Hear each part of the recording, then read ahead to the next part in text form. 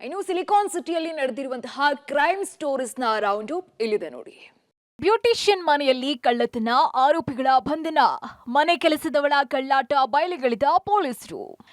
ಬೆಂಗಳೂರಿನ ಕೆಂಪೇಗೌಡ ನಿವಾಸಿಯಾದಂತಹ ನೇತ್ರಾವತಿ ವೃತ್ತಿಯಲ್ಲಿ ಬ್ಯೂಟಿಷಿಯನ್. ಆಕೆಗೆ ಪರಿಚಯ ಇದ್ದಂತಹ ಕಿರಣ್ ಆಗಾಗ ನೇತ್ರಾವತಿ ಮನೆಗೆ ಹೋಗಿ ಬರ್ತಾ ಇದ್ದ.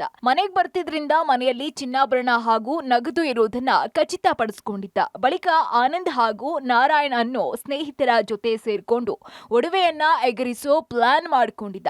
ಅದರಂತೆ ಬ್ಯೂಟಿಷಿಯನ್ ನೇತ್ರಾವತಿಯನ್ನ ಮೇಕಪ್ ಸಂಬಂಧ ಮಾತುಕತೆ ಅಂತ ಕರೆಸ್ಕೊಂಡಿದ್ರು. ನೇತ್ರಾವತಿ ಮನೆಗೆ ಬಂದ ವೇಳೆ ಆಕೆ ಬ್ಯಾಗ್ನಿಂದ ಕೀಯನ್ನ ಕದ್ದು ಅದೇ ಕೀಯನ್ನ ನಕಲು ಮಾಡಿಕೊಂಡಿದ್ರು. ಅದಾದ ಕೆಲ ದಿನಗಳ ಬಳಿಕ ನೇತ್ರಾವತಿ ಮನೆಗೆ ಕನ್ನ ಹಾಕಿ 7 ಲಕ್ಷ ಮೌಲ್ಯದ ಚಿನ್ನಾಭರಣ ನಗದು ದೋಚಿ ಎಸ್ಕೇಪ್ ಆಗಿದ್ರು.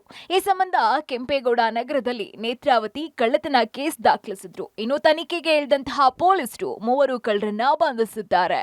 ಇತ್ತ ಜಯನಗರದಲ್ಲಿ ರೇಖಾ ಕಿರಣ್ ಅನ್ನೋರ ಮನೆಯಲ್ಲಿ ಕಳೆದ 8 ವರ್ಷದಿಂದ ಮಂಜುಳಾ ಅನ್ನೋ ಮಹಿಳೆ ಮನೆ ಕೆಲಸ ಮಾಡ್ಕೊಂಡಿದ್ಲು. ನಿಯತ್ತಿಗೆ ಮತ್ತೊಂದು ಹೆಸರೇ ನಾನು ಅಂತ ಇದ್ದಂತಹ ಮಂಜುಳಾಗೆ ರೇಖಾ ಮನೆಯಲ್ಲಿದ್ದಂತಹ ಚಿನ್ನಾಭರಣ ಕಣ್ಣು ಕುಗ್ತಾ ಇತ್ತು.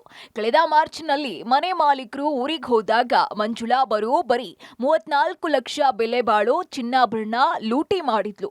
ಇನ್ನು ದೋಚಿದ ಎಲ್ಲವನ್ನ ತನ್ನ ಊರಾದಂತಹ HD ಕೋಟೆಯಲ್ಲಿ ಇಟ್ಟು ನನ್ಗೇನು ಗೊತ್ತೇ ಇಲ್ಲ ಅನ್ನೋ ಹಾಗೆ ಆರಾಮಾಗಿದ್ಲು.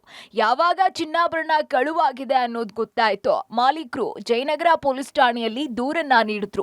ಏನೋ ವಿಚಾರಣೆ ಮಾಡಿದ ಪೊಲೀಸರಿಗೆ ನಿಯತ್ನಿಂದ ಇದ್ದಂತಹ ಮಂಜುಳಾನೇ ಕಳ್ಳಿ ಅನ್ನೋದು ಗೊತ್ತಾಗಿ ಅರೆಸ್ಟ್ ಮಾಡಿದ್ದಾರೆ. ಏನೋ ಈ ನಡುವೆ ಹನುಮಂತ ನಗರ ಪೊಲೀಸರು ಒಂಟಿ ಮಹಿಳೆಯರನ್ನೇ ಟಾರ್ಗೆಟ್ ಮಾಡಿ ಕಳ್ತನ ಮಾಡ್ತಾ ಇದ್ದಂತಹ ಆರೋಪಿಯನ್ನ ಬಂಧಿಸಿದ್ದಾರೆ. ಬಂಧಿತರಿಂದ 2 ಲಕ್ಷ ಮೌಲ್ಯದ ಚಿನ್ನಾಭರಣ ವಶಕ್ಕೆ ಪಡ್ಕೊಂಡು ತನಿಖೆ ನಡೆಸುತ್ತಿದ್ದಾರೆ. Crime bureau, public TV.